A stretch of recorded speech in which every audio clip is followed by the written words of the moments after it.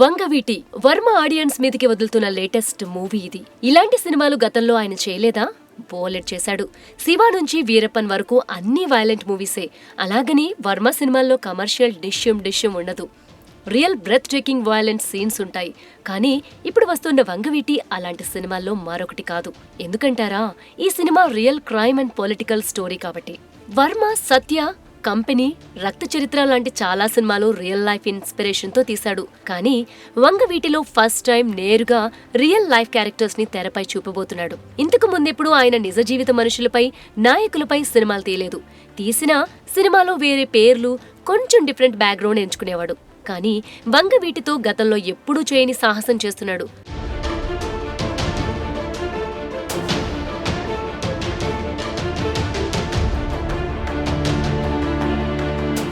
ఒకవైపు వంగవీటి కుటుంబాన్ని, మరోవైపు దేవినేని ఫ్యామిలీని బ్యాలెన్స్ చేయాలి. అలాగే రెండు వర్గాల అభిమానుల్ని కూడా గమనించుకుంటూ ముందుకు సాగాలి. ఎక్కడ తేడా వచ్చినా గందరగోళమే. విజయవాడ రాజకీయాలు, గతంలో అక్కడి రాజకీయాలు తెలిసిన వారందరికీ వంగవీటి, దేవినేని ఫ్యామిలీల రిలేషన్ కూడా తెలిసే ఉంటుంది. వాళ్ల మధ్య పచ్చగడ్డి వేస్తే భగ్గుమంటుంది. అప్పుడు ఇప్పుడు కూడా. కాకపోతే ఒకప్పుడు పరిస్థితులు దారుణంగా, హింసాత్మకంగా ఉండేవి. ఆనాటి పరిస్థితుల్నే ఆర్జీవి ఇప్పుడు తెరపై చూపించబోతున్నాడు. అదే ఎగ్జాక్ట్ పేర్లు కూడా వాడుతున్నాడు సినిమాలో. గతంలో ఎప్పుడూ ఆయన ఇలా చేయలేదు. రియల్ లైఫ్ స్టోరీ అయినా వేరు పేర్లతో చెప్పేవాడు.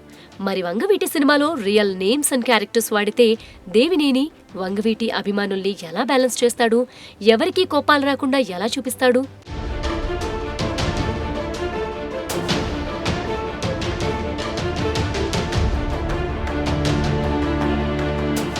నిజ జీవిత నేపథ్యాన్ని ఎంచుకున్నప్పుడు ఎవరో ఒకరిది తప్పని చూపక తప్పదు కదా.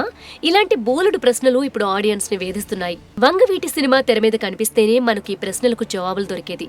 అలాగే రాము భవిష్యత్తులో తాను పుట్టిన ఊరైన విజయవాడకి హ్యాపీగా వచ్చిపోగలడా అని కూడా క్లారిటీ వస్తోంది.